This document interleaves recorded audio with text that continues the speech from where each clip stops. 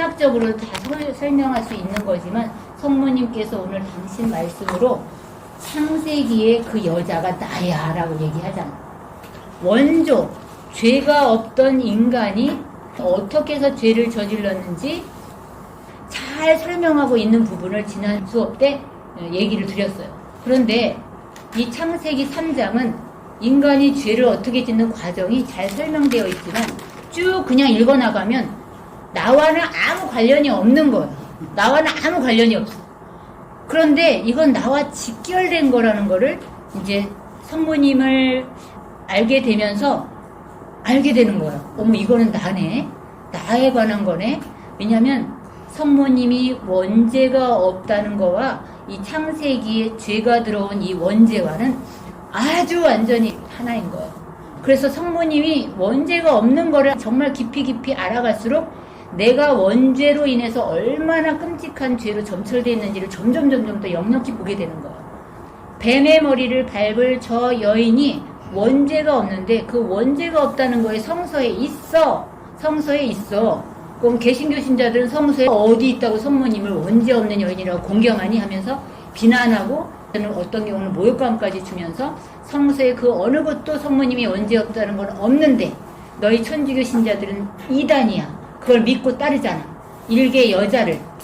자, 그러면은 여러분들은 개신교 신자들에게 너네는 그러면 삼위일체라는 말이 성서에 어디 있니?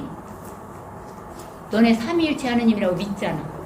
그럼 성서에 어디에 삼위일체라는 말이 있어? 자, 그러면 똑같은 성경을 보고 있는데 그들도 삼위일체 하느님이라고 믿잖아요? 여호와의 증인은 삼위일체를 믿지 않아요. 즉 명시적으로 성서에 그 단어가 없다고 해서 안 믿는 종파와 이단들이 있잖아요. 그런데 개신교는 적어도 가톨릭에서 그 믿고 있는 삼위일체 하느님을 그들은 믿고 인정하는데 성모님이 원죄가 없다는 것도 부정해요. 그러니까 어떤 진리를 따르되 그 진리의 일부분만 따르는 종파가 있는가 하면 그 진리 자체도 완전히 배격하는 시대가 오늘날 우리가 살고 있는 시대예요. 그랬을 때 원래부터 우리 가톨릭의 전통 진리를 가지고 있던 우리는 그 진리를 수호해야만 되는 거잖아요. 성모님이 이 세계에서 7월 13일 그 희생의 기도를 가르쳐준 그 7월 13일 끝에 포르투갈은 정통교리를 지킬 것이다 그랬어요. 포르투갈만이라고 봐요. 포르투갈이란 나라만. 그러면 전 세계가 다 정통 진리, 우리 가톨릭이 가르치고 있는 정통 진리에서 벗어날 거라는 걸 예고한 거예요. 그런 시대가 올 거야. 그런데 그런 시대가 올 거야라는 걸 예고하고 100년이 지금 지난 시기인 거예요. 그런데 우리 가톨릭 신자들은 그럼 정말 정통 교리를 믿고 있느냐? 성모님이 원죄 없는 잉태 대축일을 지난주에 지냈는데 성모님이 원죄가 없다는 거를 개신교 신자들이 비난할 때 그것을 얘기할 수 있는 사람이 몇이나 돼요. 그리고 그래 뭐 성모님이 예수님을 낳으려면 어떻게 죄가 있어야겠니? 그게 상식적으로 이해가 되니? 이렇게밖에 말을 못하는 거야. 어떻게 죄 있는 여자한테 예수님이 오시겠어? 말이 안 되지. 그러면 그들도 더 따따따따 하는 거죠. 자, 그런데 이건 너무나 단순한 거예요. 자, 뱀이 여자를 꼬셔서 하느님이 하신 말과 반대되는 거짓말로 여자를 속여서 그 여자가 평소에는 하느님이 하지 말라고 했었기 때문에 쳐다보지도 않았던 그 선악을 알게 한 나무를 봤어. 봤더니 너무나 보기에 탐스럽고 먹음직스럽고 어머 사람을 영리하게 해줄 것 같아. 그래서 그냥 그게 너무 좋아 보이니까 가서 먹었어. 그리고는 갑자기 눈이 열려가지고 자기들이 알몸인 걸 알고 부끄러워서 앞을 가리고 동산나무 안에 숨었어. 이게 원죄래, 원죄. 그러면서 교리 때 그렇게 가르쳐요. 개신교 신자들도 그렇게 가르쳐요. 그리고 그 원죄가 인류 안에 들어와서 이제 모든 인간은 다 그 죄의 지배를 받게 된 것이 바로 원죄의 타락한 본성이다라는 거야. 그럼 그 원죄의 근원자는 누구냐는 거야. 그 원죄의 근원자는 누구예요? 뱀인 거예요. 제가 지난 시간에 창세기에 나와 있는 그 뱀이라는 단어는 실제 하는 뱀 자체를 말하는 것이 아니라 다른 그 무엇을 말한다. 그 무엇은 뭐냐? 인간을 죄로 만들게 한 첫 번째 원죄의 근원자, 즉 사탄을 말한다. 결국 우리 안에 사탄이 들어왔다는 얘기를 말하는 거예요.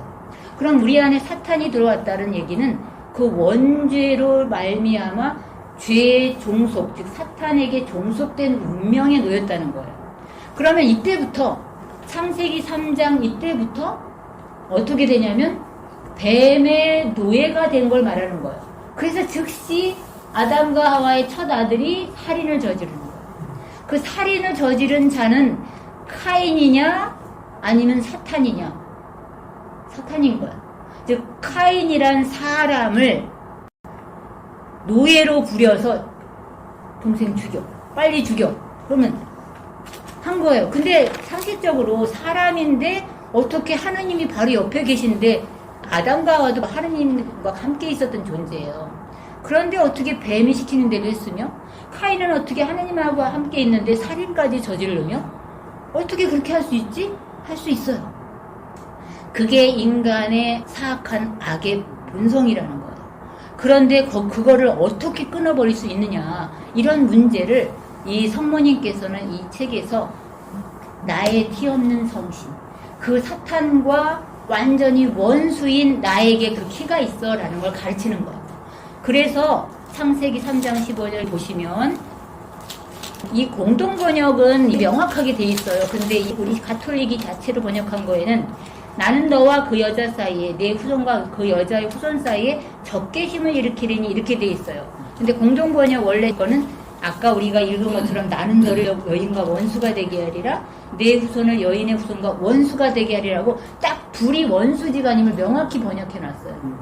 하느님은 뱀과 여자를 정확히 원수로 철천지 이걸 여기 성문이 말해 이 뱀과 저 여인 사이에는 1도 같은 것이 있을 수 없다는 철천지 원수지간을 맺어줬다는 얘기인 거예요.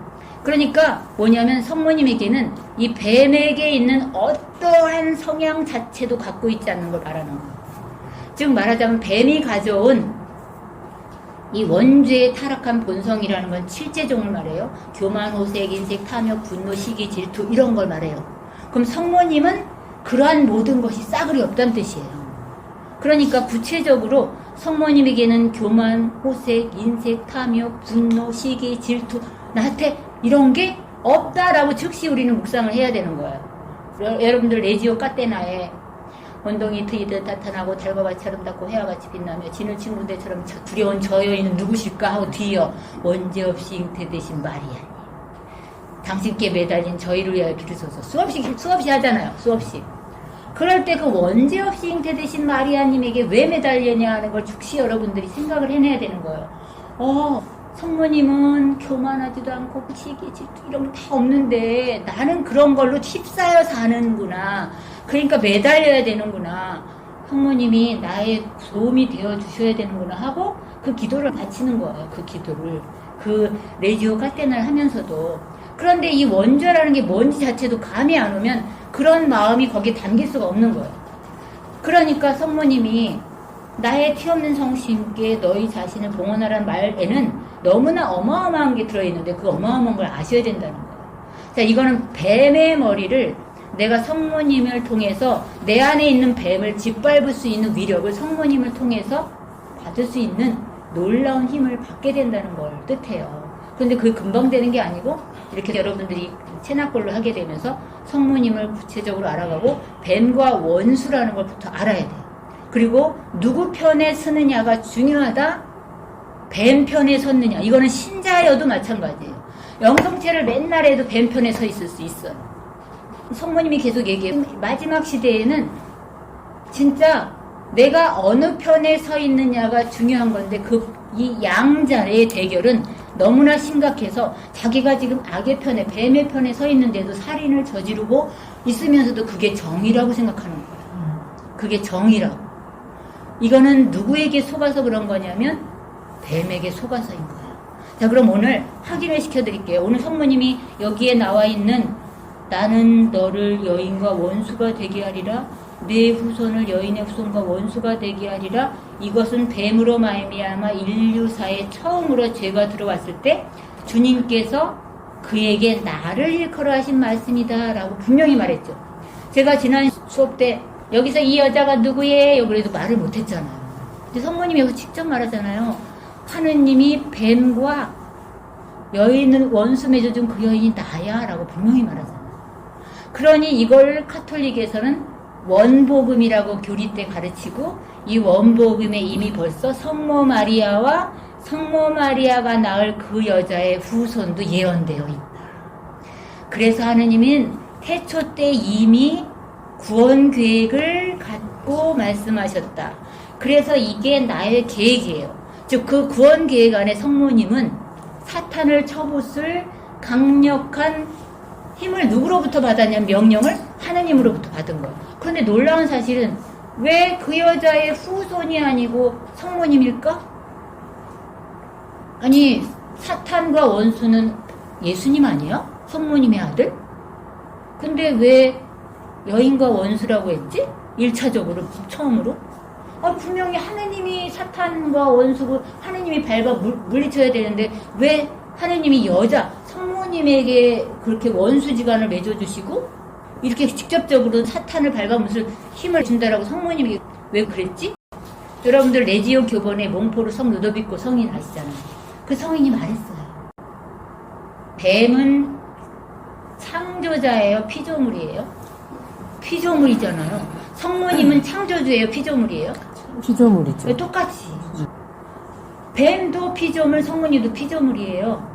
뱀이 창조주로부터 창조된 존재가 사탄이 된 것뿐이에요.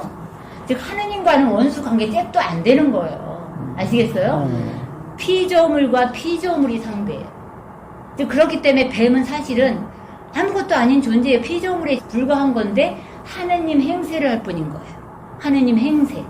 그래서 실제적으로 성모님과 피조물인 사탄이 원수인 게 맞는 거예요. 예를 들어서 어떤 회사가 있다고 그래요. 내가 무슨 잘못을 저질렀는데 사장이 와서 나를 면박을 주는 게 더 모욕적이에요. 들어온 지 한 달도 안 된 말단이 와가지고 나한테 모욕을 주는 게 더 모욕적이에요. 그렇지. 사장님이 나한테 뭐라고 하는 건 당연히 받을 만한 거고 모욕과 수치가 아니에요. 자, 하느님이 사탄에게 완전한 모욕과 수치와 패배를 안기기 위해서는 사탄이 별 볼 일 없다고 취급한 그 여인에게 패배당하는 것이에요. 그래서 하느님은 사탄에게 완전한 멸망을 안기기 위해서 저 여인을 바로 사탄을 밟아버리는 분으로 세우신 거예요. 그게 하느님의 계획이에요. 근데 이 계획은 구원 계획이기 때문에 누구도 이거를 번복할 수 없어요. 누구도 이것을 거부할 수 없어요. 그런데 이거를 거부하게 해야 되잖아요. 누가? 사탄이, 뱀이. 그래서 나온 게 루터를 통한 개신교예요. 자, 성모님을 없애면 사탄은 아주 강력한 힘을 쓸 수 있기 때문에 먼저 교회를 파괴하는 거예요. 자, 프리메이슨 제가 지지난 시간에 얘기했을 때 프리메이슨 10대 원칙 중에 성모 공경 배제가 들어있어요. 그들은 가톨릭 교회 신자들조차도 성모님을 하찮은 여인으로 취급하도록 속이기로 했어요. 자, 그러면 오늘 창세기 3장 15절을 성모님 당신 입으로 그 여자가 나라는 걸 확인시켜 드렸잖아요. 그러면 성모님이 오늘 또 얘기한 게 있어요. 마지막 시대에는 창세기 그 뱀보다 더 무서운 시대를 너희가 겪어야 돼 하면서 묵시록도 얘기했잖아요. 자, 묵시록도 제가 누차 얘기했잖아요. 성모님이 오늘 당신 입으로 얘기한 걸 여러분들이 읽었어요. 뭐라고 그랬어요? 묵시록 12장에 나와 있는 그 붉은 용 및 그의 모든 추종자들과의 전투를 지휘하는 태양을 입은 여인이라고 하면서 그 12장 1절을 보시면 하늘에 큰 표징이 나타났습니다. 한 여자가 태양을 입고 달을 밟고 별이 12개 달린 월계관을 머리에 쓰고 나타났습니다에 이 여자는 1917년 포르투갈 파티마에 발현하신 파티마 성모님, 특히 구체적으로 성모님인데 누구? 파티마에 나타난 여인을 말한다. 자, 그러면 교회에서 그런 말을 했느냐? 자, 성모님도 여기서 말했고 성수에도 여기 있고 그러면 카톨릭 교회는 그렇게 말했느냐? 이 책은 교황 바오로 6세가 묵시록 12장 1절에 대해서 그 여인이 누군지를 말하기 위해서 즉 교황님의 교서를 낸 거예요. 이 관보라고도 하는데 여기에 파티마 성모님 사진과 파티마의 새 어린이와 그 다음에 바오로 6세와 10살짜리였던 루치아가 수녀님이 됐을 때 교황님을 아련한 사진과 이 원문과 그때 성모님이 주신 메시지와 이런 게 다 적혀 있고 여기에 큰 징표, 여기는 큰 표징이라고 돼 있죠. 성서에는 이거 말하는 거예요. 그리고 하늘의 큰 표징, 큰 징표에 대해서 말하는 거예요. 자, 여기에서 첫 번째 구절에 뭐라고 얘기하시냐면 큰 표징, 큰 징표, 사도 성 요한께서 바라본 하늘의 태양을 몸에 두른 여인을 가톨릭 교회의 거룩한 전례는 구세주 그리스도의 은총으로 전 인류의 어머니이신 지극히 복되신 동정녀 마리아께 대하여 설명해주고 있습니다. 명확히 교황님이 우리 가톨릭 교회에서 말하고 있다라는 거예요. 그러면 이 묵시록에 대한 해석이 완전히 다 뻥 뚫리는 거예요. 1917년도에 파티마에 나타난 그 여인이 이 용과 싸운다고 한다면 제가 지난 시간까지 계속 얘기했던 1917년의 시대 상황이 눈에 딱 보이는 거예요. 1917년대는 붉은 용이 나타났어. 붉은 용이 뭐야? 무신론 공산주의, 즉 러시아 혁명을 말하는구나. 러시아 혁명. 그들은 총칼로 뭐야? 피 흘리는 볼세비키 혁명 과업을 통해 소비에트 연방공화국이 됐구나. 자, 피의 혁명, 숙청, 사람을 살상해서 죽이는 혁명. 근데 그들은 그게 아주 근사한 인류애를 위한 혁명이라고 생각하고 저지른 거예요. 자, 이 배후에는 사람 안에 누가 카인처럼 악마가 직접 한 걸 말하는 거예요. 그러면 여기에 내가 어느 편에 섰느냐가 얼마나 중요한 거냐. 그럼 여러분들 히틀러를 동조했던 사람들이 누군지 아세요? 그리스도인들이에요. 그 많은 유대인들을 죽여야 된다. 근데 그 이론을 내세운 사람이 누군지 아세요? 자, 히틀러가 유대인들을 그렇게 많이 학살했는데 그 학살한 원흉들을 독일은 그런 사람들 다 잡아들이잖아요. 끝까지. 잡아서 법정에 세웠는데 뭐라고 하는지 아세요? 나는 죄 없어요. 난 올바른 행위를 했을 뿐이에요. 근데 누구를 갖다 댔는지 아세요? 루터예요. 루터는 유대 학살론을 편. 근데 여러분들은 그런 걸 어디서도 볼 수가 없는 거예요. 자, 이 책도 여러분은 어디서도 볼 수 없어요. 누가 알려주지 않으니까. 자, 그러면 유대인 학살론을 루터가 왜 폈겠어요? 유대인을 죽여야 된다고 하니까 나치는 그 이론을 가져다 정당한 거예요. 걔네들은 죽여 없애야 돼. 왜?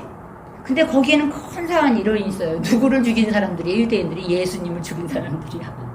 그걸 걸어다가 모함을 해서 뒤집어 씌워서. 그럼 예수님은요? 예수님도 거짓 증언자들을 내려서 예수님은 하느님을 모독한 자라고 누명을 씌워서 죽인 거예요. 자, 이게 다 누가 처음부터 한 짓이에요? 뱀, 가짜뉴스, 거짓말. 그런데 대부분 사람들은 다 속기 때문에 그래도 속지 않는 사람들은 믿음이 있는 사람이려니 하지만 절대로 그렇지 않은 시대가 왔다. 그래서 이건 믿거나 말거나가 문제가 아니라 내가 어느 편에 섰는지를 명확히 볼 수 있으려면 성심 안에 들어가야 된다. 그래서 구약성서의 대부분은 누구를 얘기하는지를 여러분들이 알아야 된다. 그럼 한 가지 더 확인하고 끝내요. 지금 일관적으로 말하는 게 사도 요한의 요한묵시록 우리가 보고 있잖아요. 그 다음에 또 제가 계속 강조하는 게 요한복음이에요. 사도 요한은 예수님의 어머니를 직접 모신 제자라고 했잖아요. 그래서 구세사에서 일어난 모든 일을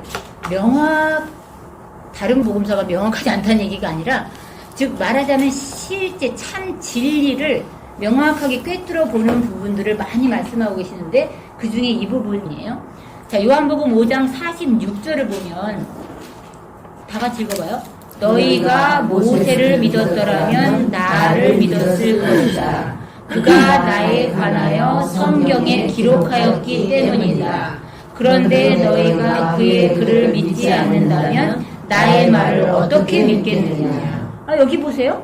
공동번역에는 뭐라고 되어 있냐면 모세가 기록한 것은 나에 관한 것이기 때문이다라고 더 구체적으로 설명해놨어요. 그럼 모세가 기록한 게 누구에 관한 거란 얘기예요? 예수님에 관한 거란 얘기예요. 그럼 여러분들 모세오경 다 읽었잖아. 거기에 어디에 예수님, 성모님이라고 적혀 있어요? 명시적으로? 없어요. 없잖아요. 근데 이렇게 얘기하는 거예요. 모세가 기록한 것은 바로 나에 관한 것이다. 이 말이에요. 그러면 아까 창세기 3장 15절 나는 너를 여자와 원수가 되게 하리라. 내 후손을 여자의 후손과 원수가 되게 하리라. 너는 그 여자의 발뒤꿈치를 물려가다가 도리어 그들에게 머리를 밟히리라. 그들에게가 맞아요, 번역이. 그들, 성모님과 예수님에게 밟힐 거란 뜻인 거예요. 그러면 여자라는 단어와 여자의 후손은 예수님의 어머니와 예수님을 말한다는 것을 이렇게 여러분들이 알아들어야만 그제서야 깨닫는 거예요. 모세에 기록된 글이 다 예수님에 관한 글이야? 어디에 예수라는 단어가 있어?